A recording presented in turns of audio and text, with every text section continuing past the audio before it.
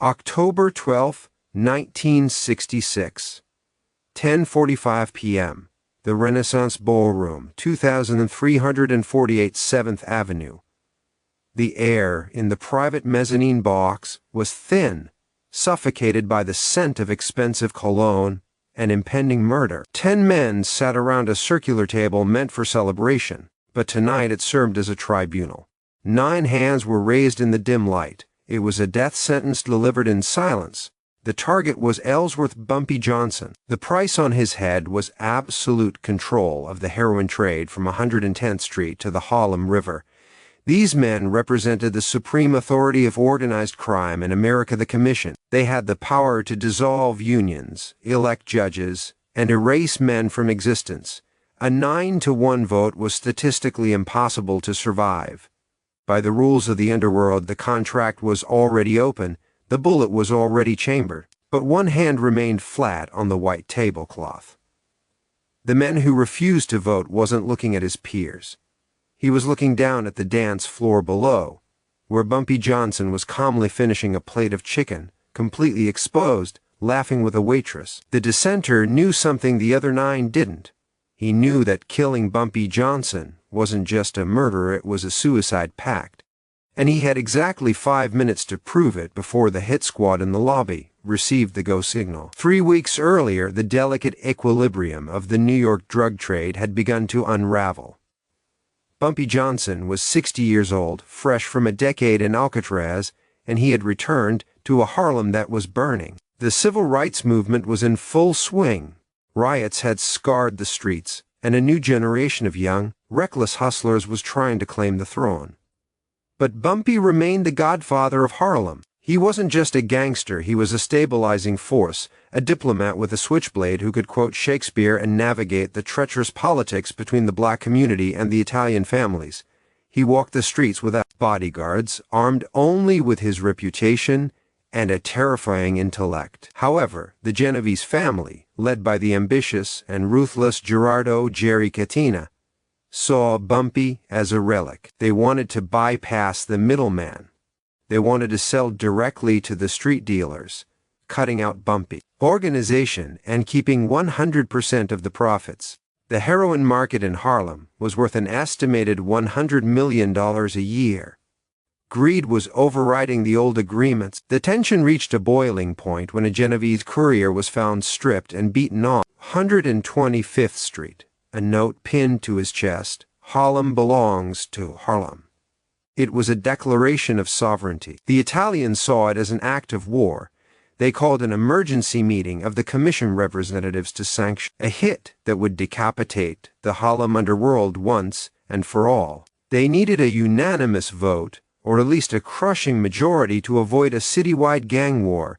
They got 9 votes. The man pushing hardest for the kill was Tommy Eboli, the acting boss of the Genovese family. Eboli was a brute, a man who preferred a baseball bat to a conversation. He had risen through the ranks, not by being smart, but by being terrifyingly violent. He had a reputation for flying into rages that ended with bodies in the trunk of a car. He viewed Harlem not as a community, but as a plantation that had forgotten its place. "The old man is done," Eboli had spat earlier that evening. "He's a cork in the bottle. We pull the cork, the money flows." Eboli wanted Bumpy dead because Bumpy had humiliated him. In 1948, Bumpy had allegedly cheated Eboli out of $20,000 in a fixed dice game, a slight Eboli had nursed for nearly 20 years. Now, with the power of the acting boss title, Eboli had the resources to settle the score. He had assembled a team of 4 Zips, Sicilian hitmen imported specifically because they had no local ties and wouldn't hesitate to shoot a legend. They were stationed in the lobby of the Renaissance Ballroom, armed with silenced .22 pistols, waiting for a telephone call from the mezzanine. Eboli wasn't just dangerous, he was impatient. He didn't care about the fallout. He wanted to see Bumpy Johnson bleed out on the ballroom floor before the midnight set began. The setup was theatrical, designed by Eboli to be a public execution. Bumpy had been invited to the Renaissance Ballroom for a peace offering dinner. It was neutral ground, a place where black high society mingled with the underworld elite. The ballroom was a masterpiece of Moroccan architecture, with high ceilings and a balcony that offered a perfect sniper's nest. At 10:50 p.m., the atmosphere inside the ballroom was electric with jazz and laughter. The house band was tearing through a rendition of Take the A Train, but in the mezzanine box, the silence was deafening. Sensory details, the smell of roasted duck and cigar smoke was nauseatingly thick. The velvet curtains blocked the view from the floor, creating a dark, private execution chamber. Down below, the clinking of silverware and the brassy roar of a trumpet masked the tension above. 9-1. Eboli growled, staring at the lone dissenter, Carlo Gambino. Majority rules, Carlo. Make the call. Gambino, the boss of bosses, sat quietly. He was a small man with a hawk-like nose and eyes that gave away nothing. He sipped his mineral water. Why? Gambino asked softly. Why is he so comfortable? Eboli slammed his hand on the table. Because he's arrogant. He thinks we won't touch him. At 10:52 p.m., Eboli reached for the black rotary phone on the side table. I'm making the call. The zips go in. Gambino's hand moved faster than a snake strike, clamping over Eboli's wrist. Look at him, Gambino whispered, pointing through the gap in the curtains. Down below, Bumpy Johnson was slicing a piece of cornbread. He wasn't looking at the exits. He wasn't checking the mirrors. He was tapping his foot to the music. At 10:53 p.m., a waiter approached Bumpy's table. He placed a bottle of champagne down. Bumpy whispered something to the waiter. The waiter nodded and walked, not to the kitchen, but toward the fire exit. He knows, Gambino said. He's guessing. Eboli snarled, trying to pull his hand free. Let go, Carlo. 10:54 p.m., the music swelled. The hitmen in the lobby were checking their weapons. The timeline was collapsing. Then, the lights in the ballroom flickered, just once. A signal? A malfunction? Bumpy Johnson stopped eating. He took a white napkin and slowly, deliberately wiped his mouth. He then placed the napkin on the table. It wasn't folded, it was laid flat open. Gambino's eyes narrowed. He recognized the signal. It wasn't for them, it was for someone else. The room held its breath. What Eboli didn't know was that Bumpy Johnson had compromised the Renaissance Ballroom 3 hours before the Italians arrived. Bumpy knew he couldn't survive a vote. He had to make the vote irrelevant. He hadn't brought shooters. He hadn't brought knives. He had brought leverage.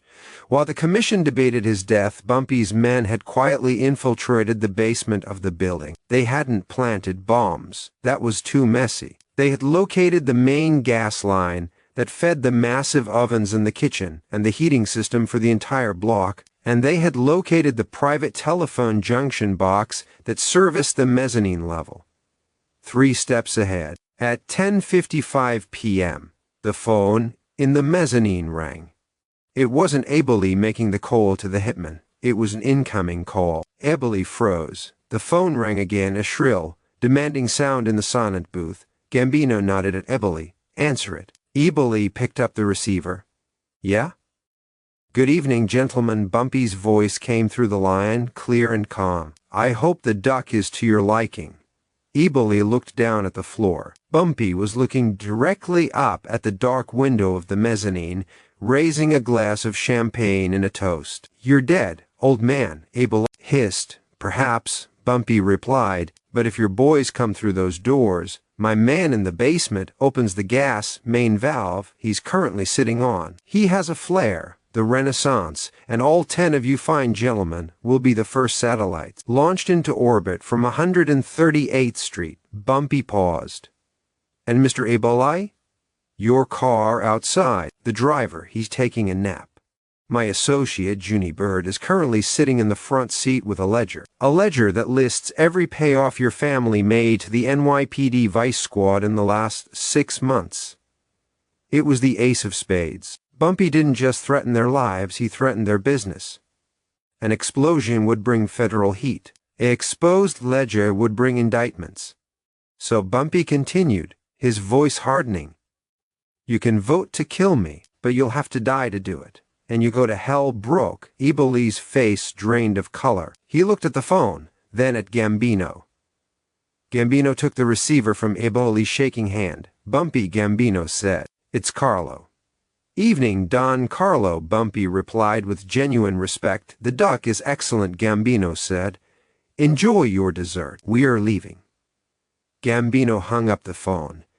He looked around the table at the 9 other bosses. "The vote is annulled," Gambino stated, standing up and buttoning his jacket. "We do not war with a man who holds the keys to the house while we are sitting inside it." At 11 p.m., the hitmen in the lobby received a different signal: abort.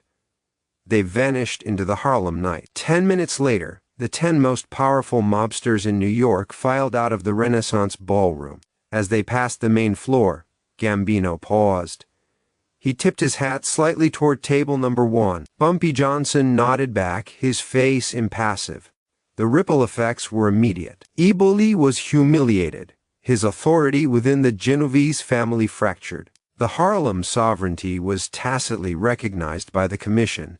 They realized that Bumpy wasn't just a gangster they could remove. He was a strategic equal who had turned their own meeting into a trap. Bumpy finished his champagne. He left a $100 tip for the waiter.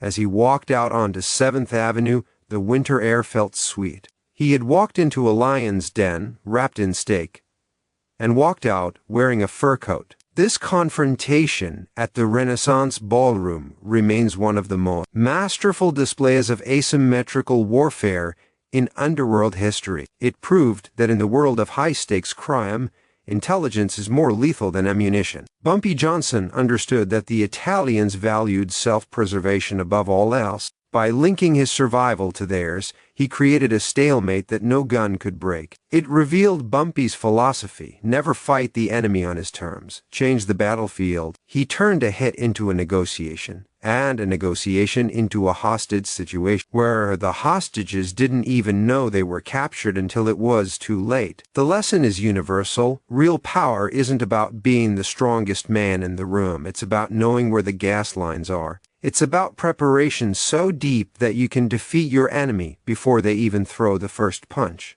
If you respect the mind of the Godfather of Harlem, hit that subscribe button. Drop a like if you believe brains beat brawn every time.